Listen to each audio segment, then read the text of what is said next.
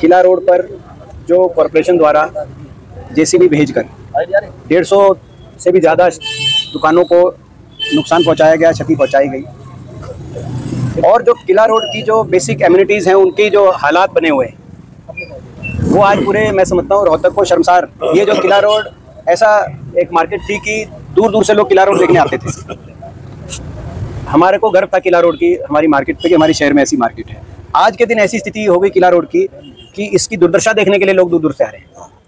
और दुकानदारों का जो नुकसान हुआ उसका दर्द बयान नहीं किया जा सकता, उसका दर्द उनके आंसू बयान कर रहे हैं। हम इतने शॉपकीपर से मिले, आप लोग भी साथ थे, आप में से जो साथ साथ चल रहे थे। हर दुकानदार के दिल में इतना दर्द है। बहुत तरीके से सरकार ने उनके साथ वायदा खिलाफी करी। पहले एक समय था कि जब अशोक यादव यहाँ डीसी थे तो बताया गया कि वो उन्होंने 4 फुट तक अलाउ कर दिया। लगभग गवर्नमेंट के जो रेगुलेशन है वो भी लगभग 1 मीटर तक अलाउ किया जाता है लगभग हर मार्केट में। यहाँ पर कहा गया एक दिन पहले बात करते हुए शॉपकीपर से, प्रधान जी और बहुत लोग मिले थे कमिश्नर से, कि जी 4.5 और यहाँ तक कि 5 तक भी बात चल रही थी।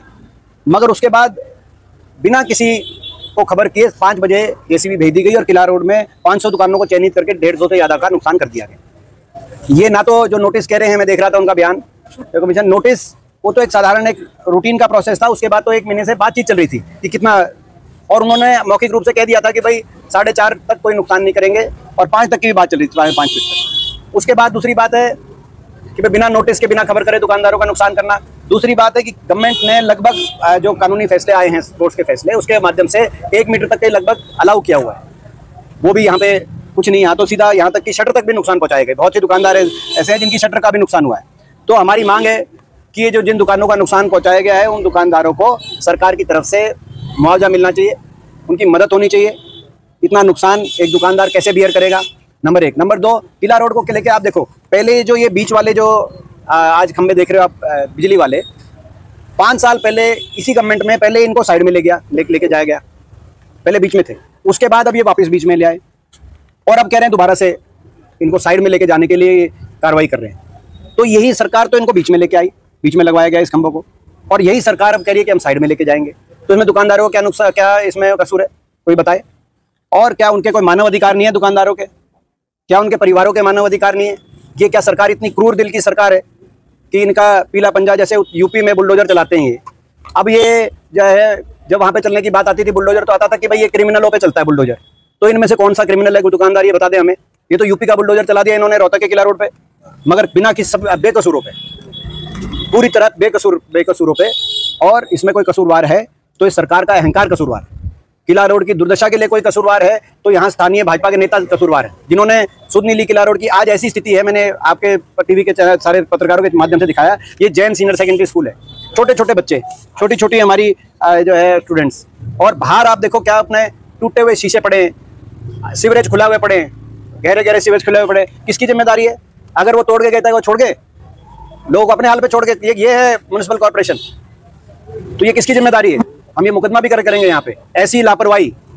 ये आप हमने स्कूल के आगे, मैंने खुद वो दिखाया आपको, किस तरीके से सीवरेज खुले पड़े थे, शीशे टूटे पड़े थे। ये किसकी जिम्मेदारी है? जिनकी जिम्मेदारी लोग थी वो तो गैर जिम्मेदार निकले, या उन्होंने अपनी जिम्मेदारी मानी नहीं। तो ये आज स्थिति बनी हुई है। हम मुआवजे की मांग करते हैं कि दुकानदारों को मुआवजा मिले। और मैं दूसरी एक और बात इसमें कहना चाहूँगा, और जो दूसरे सिविक इशूज़ हैं उसमें अभी बाद में पूछेंगे। एक तो सिविक इशूज़ जो हैं उसको लेकर कि किला रोड की जो लाइन है बिजली की, ये अंडरग्राउंड होनी चाहिए। आपको याद होगा हमारे समय में पूरी शहर की लाइनें अंडरग्राउंड का प्रोजेक्ट, आउटर किला रोड, झज्जर रोड, तो ये सारा चल रहा था। आउटर किला रोड, झज्जर रोड ये हो गए थे, सुभाष टॉकीज के आगे वाला सारा जो है सारा हो गया था। ये अंडरग्राउंड होने का प्रोजेक्ट चल रहा था। 2014 में जब सरकार बदली तो प्रोजेक्ट रोक दिया गया। अब 11 साल से वो प्रोजेक्ट पे अभी ये ऐसे आप देखो, जो आप इस तरह की बिजली की जो लाइनें हैं ऊपर, यहाँ पे तो मतलब मैं समझता हूँ कि ऐसी अनसेफ स्थिति है कि किसी के लिए सुरक्षित नहीं। और जो किला रोड की एक चमक थी उसको फीका वो धूमिल हो रही है, और दुकानदारों का और ग्राहकों का। मैं इसमें एक और कहूँगा, ये केवल दुकानदारों को चोट नहीं पहुँचाई, ये ग्राहकों को भी चोट पहुँचाई।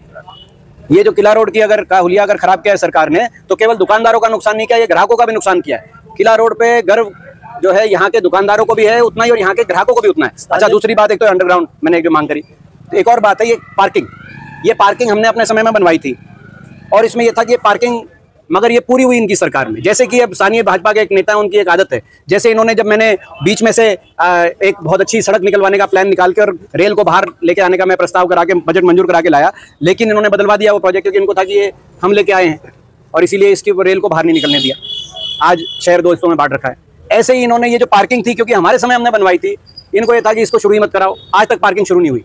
उसमें पार्किंग में आप जाके देखो क्या बुरा हाल है पार्किंग का किला रोड की बात, क्योंकि पार्किंग की समस्या बताते हैं। तो पार्किंग हमने बनवाई थी, पार्किंग की फैसिलिटी अवेलेबल कराई थी। वहाँ पे 18 दुकानदार ऐसे थे जिनको अंदर पार्किंग के अंदर जगह मिलनी थी, उनको भी जगह नहीं दी गई। जो चयनित थे जिन्होंने जगह छोड़ी थी, जिनको लिखित में सरकार ने दिया था, उस समय हमारी सरकार थी। मगर इस तरह के वायदे कोई सरकार बदलने पे कोई छोटा दुकानदार है जिसने 18 दुकानदारों ने अपनी जगह छोड़ के दी और हमने पार्किंग बनाई, तो मगर उसका क्या सरकार बदल जाएगी तो उनको भूल जाओगे आप, क्योंकि ये पिछली सरकार का प्रोजेक्ट है। इसे अमानवीय और कुक्रूर घमंड किसी का नहीं हो सकता जो यहाँ के एडमिनिस्ट्रेशन का और भाजपा नेताओं का देखा जा रहा है।